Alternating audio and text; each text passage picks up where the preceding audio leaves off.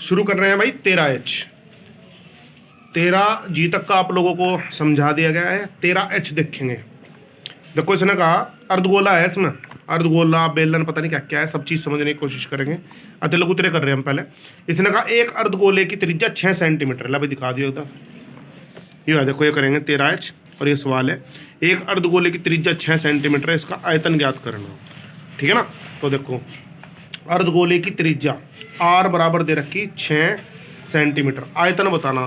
तो अर्धगोले का जो आयतन होता है, अर्धगोले का उसका फॉर्मूला होता है 2/3 पाई R की क्यू। तो 2/3 पाई और R की 3 यानी कि 6 की घात 3। तो 2/3 गुना पाई 6 की 3, 6 गुना 6 गुना 6, 3 दूनी 6, 2 दूनी 4, छंग छंग 36 और गुना में पाई। 4 6 24, हासिल लगी 2, 4 तिया 12 और 2 14, 144 पाई घन सेंटीमीटर इसका आंसर हो गया। अर्धगोले का हमारा जो आंसर आया उसका आयतन आया। प्रश्न नंबर 2।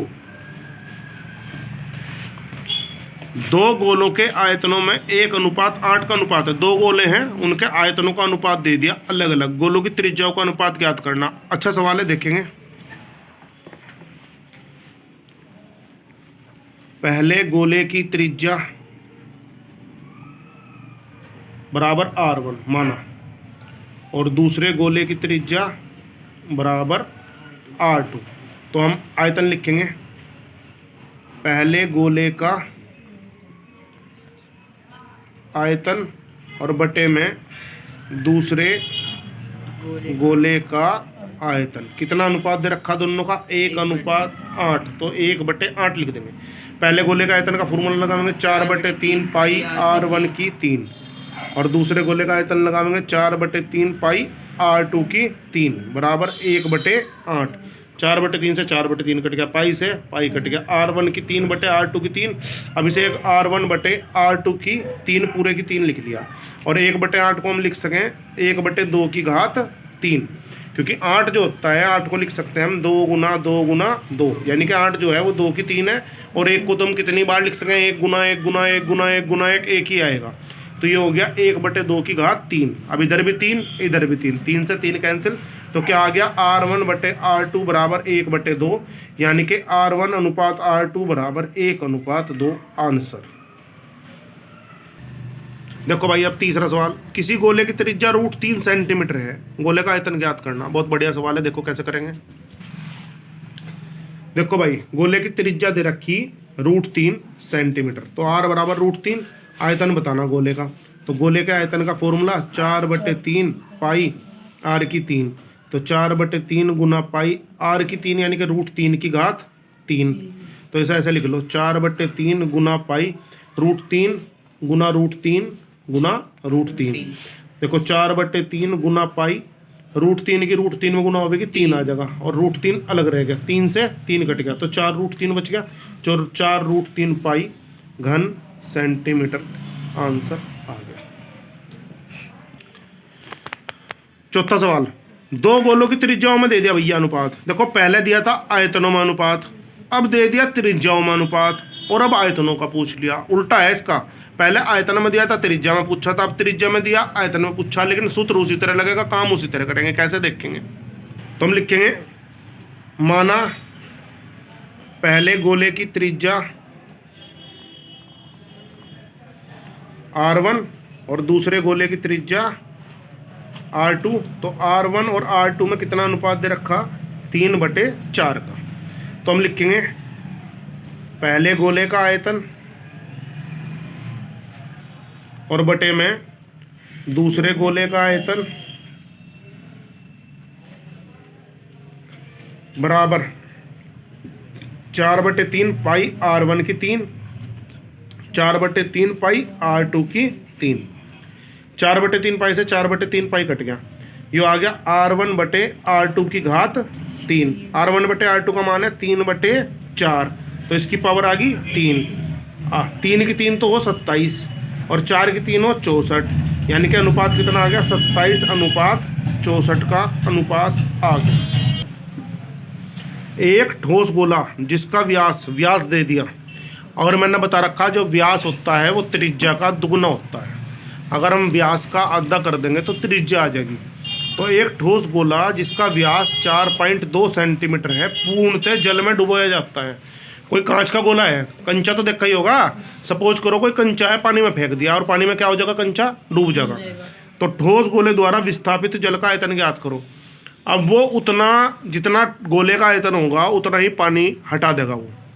सपोज करो बाल्टी पूरी भर रही बाल्टी, और एक इतना मोटा गोला तुमने कोई लिया, इतना मोटा, और इतना मोटा गोला कोई तुमने पानी के अंदर डाल दिया। जब बाल्टी पूरी भर रही है और इतना मोटा गोला तुम पानी में डाल लोगे तो पानी क्या होगा, बाहर निकल जाएगा। उतना पानी बाहर निकलेगा जितना उस गोले का आयतन होगा। समझ गए ना। अब हम वही करेंगे, हम इस गोले का आयतन निकाल देंगे, जितना गोले का आयतन होगा उतना ही वो पानी बाहर निकाल देगा। 2 मिनट की बनेगी भाई। तो गोले का व्यास दे रखा 4.2 सेंटीमीटर। तो त्रिज्या हो जाएगी, त्रिज्या आर हो जाएगी व्यास बटे 2, व्यास की आधी। 4.2 का आधा करेंगे तो 2.1 आ जाएगा। कितना आ जाएगा, 2.1 सेंटीमीटर। अब हम निकाल लेंगे गोले का आयतन। गोले का आयतन हो जाएगा 4/3 पाई आर की घात 3। तो 4/3 गुना पाई, और आर हो गया 2.1 की घात 3। तो 4/3 गुना पाई गुना 2.1 गुना 2.1 और गुना 2.1। अच्छा जी, पॉइंट हटा के 10 लगा लिया। 3 सत्ते 21। ये आ गया 4 गुना पाई का मान रख दो 22/7। ये आ गया 7/10। फिर पॉइंट हटाया, ये 10 लग गया 21/10। फिर पॉइंट हटाया 10 लग गया, ये भी आ गया 21/10। 7 से 7 कट गया, 2 से कटो 2 पंजे 10, ये 11 आ गया। 2 से कटो 2 दूनी 4, 2 पंजे 10, फिर 2 से कटो 2 पंजे 10। तो ऊपर तो बच गया 11 गुना 21 गुना 21, नीचे बच गया 5 गुना 5 गुना 5, यानी कि 625।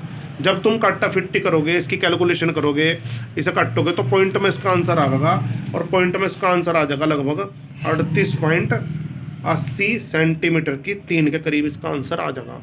ठीक है भाई, जब इसे हल करोगे तो यही इसका आंसर आएगा, ध्यान से कर लियो। और जितना गोले का आयतन है, ये गोले का आयतन है हमारा, तो हम इसे ऐसा भी लिख सकें, गोले द्वारा विस्थापित पानी का आयतन, कितना पानी हटाया उसने, बराबर गोले का आयतन बराबर 38.80 सेंटीमीटर की 3 आंसर। समझ गए भैया। एक लंबवर्तीय बेलन के आधार का व्यास और ऊंचाई एक गोले के व्यास के बराबर है। यानी कि जो बेलन का आधार और व्यास है, बेलन का आधार गोलाकार हो और उसकी ऊंचाई हो गई, और वो गोले के व्यास के बराबर है। गोले के व्यास के यानी कि दोनों तरफ से, इधर से भी इधर से भी। हमें बेलन और गोले के आयतनों में अनुपात ज्ञात करना, तो हम ऐसे लिखेंगे, माना बेलन का व्यास बराबर बेलन की ऊंचाई बराबर गोले का व्यास बराबर x के मान लो। ठीक है। अब जब बेलन का व्यास x है तो त्रिज्या क्या हो जाएगी, x/2। इसी तरह गोले का व्यास अगर x है तो त्रिज्या क्या हो जाएगी, x/2। और बेलन की ऊंचाई h बराबर किसके है, x के। यो r1 मान लो, यो r2 मान लो। अब लिखो बेलन का आयतन बटे गोले का आयतन। बेलन का आयतन पाई r1² h, गोले का आयतन 4/3 पाई r2², नहीं r2 की 3, देखो पाई से तो पाई कट गया। R1 का मान है x/2 यानी कि x² गुना h का मान है x बटे में, जो 3 ऊपर चला जाएगा तो 3 ऊपर चला गया, 4 नीचे रह गया, और R/2 की 3 यानी कि x की 3 बटे में 2 की 3 होगी 8। देखो 4 दूनी 8, 2 दूनी 4, x की 3 से x की 3 कट गई, कितना बचा 3/2, यानी कि जो इसका अनुपात आ गया वो आ गया हमारा 3:2 आंसर। दोबारा देख लो, हमने व्यास मान लिया x तो त्रिज्या होगी x/2, गोले का व्यास भी x तो त्रिज्या होगी x/2, ऊंचाई h बराबर होगी x। हमने सब मान यहाँ रख दिए। R1² का मान हमने रख दिया x²/4। अगर R2 की 3 है तो उसकी 3 कर देंगे, x की 3/8, x से x की 2 और x की 3 होगी, इससे ये कट गया, इस 4 से ये 8 कट्टा, 4 दूनी 8, इस 2 से ये 4 कट्टा, 2 दूनी 4, तो 3/2 हमारा बच गया। कैलकुलेशन एक बार फिर देख लेना, कोई दिक्कत वाली बात नहीं, मैं दोबारा दिखा रहा वैसे तो लो देख लो। ये था x²/4 गुना में x, और 3 भी ऊपर आ गया था, 3 गुना, यहाँ है 4 गुना x की 3/8, ठीक है। x की 2 और x की 3 होगी, तो ये तो सब कट गए, ये 4 बटे में है, ये इसके बटे में, तो 4 से डायरेक्ट हमने यहाँ काटा 2, और 2 दूनी 4, इस तरह 3/2 हमारा आंसर आया, ठीक है। उस बड़े से बड़े गोले का आयतन ज्ञात कीजिए जो 8.4 सेंटीमीटर भुजा के घन से काटा जाता है। जब भुजा के घन से काटा गया तो गोले का जो व्यास हो जाएगा वो 8.4 हो जाएगा। अब हम त्रिज्या निकाल के गोले का आयतन निकाल लेंगे, देखेंगे कैसे करेंगे। तो गोले का व्यास हो गया 8.4 सेंटीमीटर और त्रिज्या होगी व्यास का आधा 4.2 सेंटीमीटर यानी कि r। तो गोले का आयतन क्या हो जाएगा भैया, गोले का आयतन हो जाएगा 4/3 पाई r की 3, वैल्यूज रख दो। पाई का मान 22/7, r का मान 4.2 गुना 4.2 गुना 4.2, 7 छंग 42, 0.6, 3 दूनी 6, 0.2। तो जब आप इनकी सबकी गुना करेंगे तो इन सब की जो गुना करके आएगा, इन सब की गुना करके आ जाएगा 310.464 464 सेंटीमीटर की घात 3, ये इसका आंसर आ जाएगा। चेक कर लियो, कैलकुलेशन तो करनी पड़ेगी अपने आप ही, है ना। एक ही वृत्तीय आधार पर समान ऊंचाई के एक शंकु, अर्धगोला और बेलन बने हैं। एक ही वृत्तीय आधार है तो व्यास भी बराबर होगा, ऊंचाई समान ऊंचाई दे रखी, उतनी ही ऊंचाई है, ठीक है ना। उसके शंकु, अर्धगोला और बेलन बने हैं। शंकु, अर्धगोला और बेलनों का आयतनों का अनुपात ज्ञात करना है।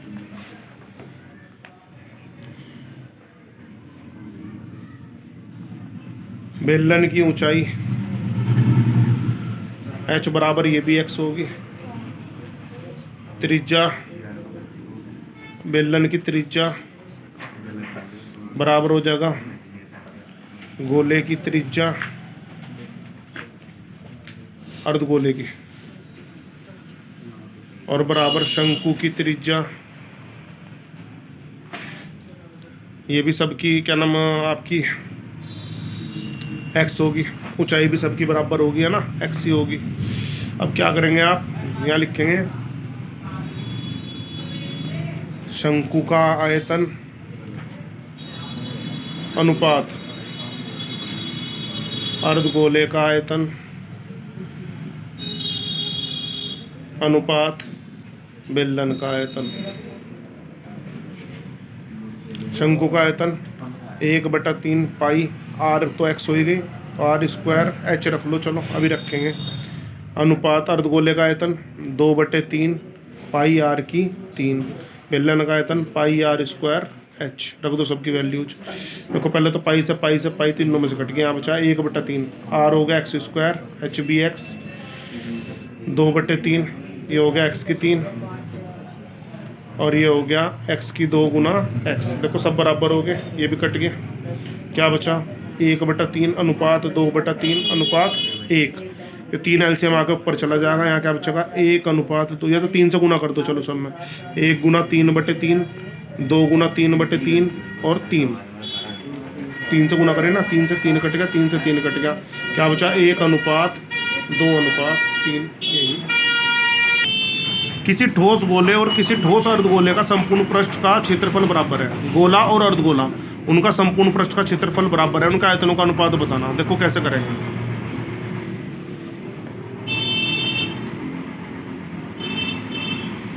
ठोस गोले का संपूर्ण पृष्ठ बराबर अर्धगोले का संपूर्ण पृष्ठ। ठोस गोले का संपूर्ण पृष्ठ होता है 4πr², अर्धगोले का होता है 3πr²। अच्छा, r1 और r2 मान लो, इसकी तो r1 मान लो, त्रिज्या इसकी r2, पाई से पाई कट गया, r2 बटे में लिया हो, r1 बटे r2, r1² बटे r2² बराबर 3/4। अच्छा, ये हो गया r1 बटे r2 का वर्ग बराबर 3/4। ये वर्ग इस पर अंडर रूट लग जाएगा, r1 बटे r2 अंडर रूट 3 और 4 का अंडर रूट हो जाएगा 2। तो r1 और r2 का मान आ गया। अब इनके आयतनों में अनुपात बताना, तो हम लिखेंगे ठोस गोले का आयतन बटे अर्धगोले का आयतन, 4/3 पाई r1 की 3, 2/3 पाई r2 की 3, पाई से पाई कट गया, 3 से 3 कट गया, 2 दूनी 4। तो ये आ गया 2 r1 की 3/r2 की 3। इसे ऐसे लिख लो, 2 गुना r1 बटे r2 की 3। r1 बटे r2 का मान यहाँ से रखेंगे, अंडर रूट 3/2 अंडर रूट 3 की 3 करेंगे तो 3 अंडर रूट 3 आ जाएगा, और 2 की 3 करेंगे तो 2 दूनी 4 दूनी 8 आ जाएगा, 2 चौक 8, यानी कि क्या आ गया 3 अंडर रूट 3/4। अनुपात कितना आ गया 3 अंडर रूट 3 अनुपात 4। ये इसका आंसर आ गया। अंडर रूट 3 की 3 करिए हमने, तो क्या लिख सकें, अंडर रूट 3 गुना अंडर रूट 3 गुना अंडर रूट 3, ये हो गया 3 अंडर रूट 3। इस तरह एक लंबवर्तीय शंकु एवं एक गोलार्ध समान आधार तथा आयतन के हैं। आधार भी समान है, आयतन भी समान है, उनकी ऊंचाइयों का अनुपात ज्ञात करना है। गोलार्ध, गोलार्ध हो गया आधा गोला, ठीक है ना, समान आधार तथा आयतन के हैं।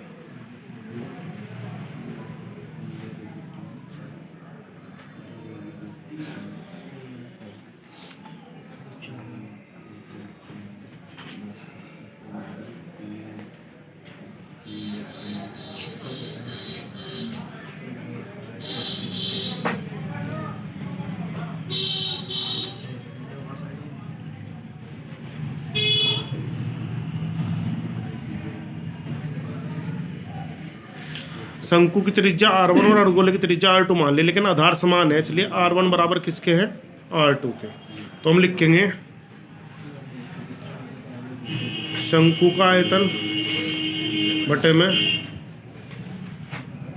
अर्धगोले का आयतन, क्योंकि हमें इनकी ऊंचाइयों का अनुपात बताना ना। तो शंकु के आयतन का फॉर्मूला हो जाएगा, बराबर है ना, तो इन्हें अनुपात में ना रख के आप बराबर में रख लो, क्योंकि शंकु का आयतन बराबर दे रखा है इसने, बराबर अर्धगोले का आयतन। शंकु का आयतन 1/3 पाई r1² गुना h, अर्धगोले का आयतन 2/3 पाई r1 की 3 हो, r2 की 3 होगा ना, तो r2 की 3, तो पाई से पाई कट गया, 3 से 3 कट गया, क्या बच गया r1², r2 को लिख लो r2² गुना r2। अब आपको मैंने अभी बताया यहाँ 2 गुना में है ही, ठीक है, जो r2 और r1 बराबर थी, तो r2 का स्क्वायर से r1 का स्क्वायर कट जाएगा, और यो r2 इसके बटे में आ जाएगी, यानी कि यो ऊंचाई का काम करेगी 2/1, तो दोनों की ऊंचाइयों में अनुपात हो जाएगा 2:1। यही हमारा एक गोले के आयतन में घन सेंटीमीटर की संख्या और उसके वक्र पृष्ठ में वर्ग सेंटीमीटर की संख्या समान है। गोले की त्रिज्या ज्ञात करो, ध्यान से समझो तो सवाल को।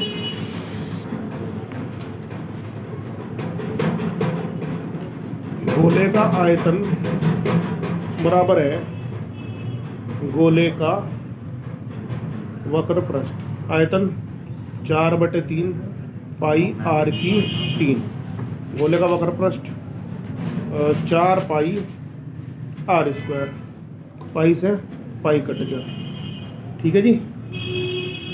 और 4 से 4 कट गया, तो ये बच्चा आर की 3/3 आर स्क्वायर। 3 ऊपर चला जाएगा, आर की 3 आर स्क्वायर नीचे आ जाएगा। आर स्क्वायर से कट गया तो खाली आर बचा, आर बराबर 3। हमें इसकी त्रिज्या बतानी थी, ये इसकी त्रिज्या। किसी गोले और एक घन के संपूर्ण पृष्ठीय क्षेत्रफल समान है। गोले का और घन का संपूर्ण पृष्ठीय क्षेत्रफल समान है, उनका आयतन ओमें अनुपात ज्ञात करना। गोले का संपूर्ण पृष्ठ बराबर घन का संपूर्ण पृष्ठ। गोले का संपूर्ण पृष्ठ होता है 4 पाई आर स्क्वायर और घन का संपूर्ण पृष्ठ होता है 6a² 2। अब देखो ए स्क्वायर को लिया हो, आर स्क्वायर बटे ए स्क्वायर 6/4 पाई। ये तो आ गया आर स्क्वायर और ए स्क्वायर का मान। अगर हमें खाली आर का मान निकालना हो, ए स्क्वायर ऊपर चला जाएगा, आर स्क्वायर बराबर 6/4 पाई ए स्क्वायर। तो आर बराबर हो जाएगा अंडर रूट 6/4 पाई ए स्क्वायर। अब इसमें से 4 और ए बाहर आ जाएंगे, तो आर बराबर हो जाएगा अंडर रूट 6/पाई गुना में a/2, क्योंकि ए स्क्वायर अंडर रूट से बाहर आया है, 4 बाहर आ गया 2। ठीक है, अब हम निकाल लेंगे इनके आयतनों का अनुपात। तो गोले का आयतन बटे घन का आयतन।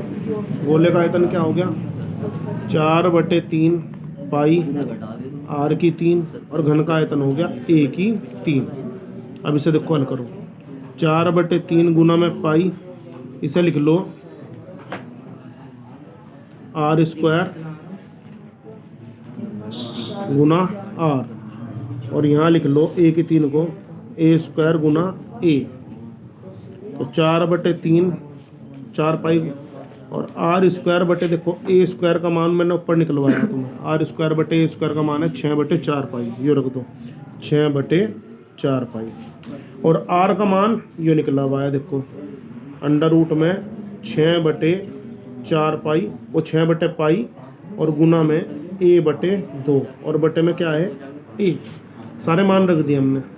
4 पाई से 4 पाई कट गया, 3 दूनी 6 हो गया, इस 2 से ये 2 कट गया, तो क्या बचा, इस ए से यो ए कट गया, क्या बचा अंडर रूट 6/पाई बचा। इसे ऐसा लिख सके अंडर रूट 6/पाई, यही अनुपात आ गया अंडर रूट 6 अनुपात अंडर रूट पाई। यो हमारा कैलकुलेशन ही तुम्हें ध्यान से देख के करनी पड़ेगी, बाकी सब ठीक है। 13H के जितने सवाल मेन थे सारे करा दिए, इसके दीर्घ उत्तरे रह गए 3 करा देंगे, एक वीडियो और डाल देंगे, वरना आज की वीडियो काफ़ी है। और तुम्हारा 13वां चैप्टर लगभग पूरा समाप्त हो गया। वीडियो को लाइक करें, शेयर करें, सब्सक्राइब करें, और भाई थोड़ा सा देख के इसको आगे फॉरवर्ड कर दो ताकि औरों के भी काम आ जाए।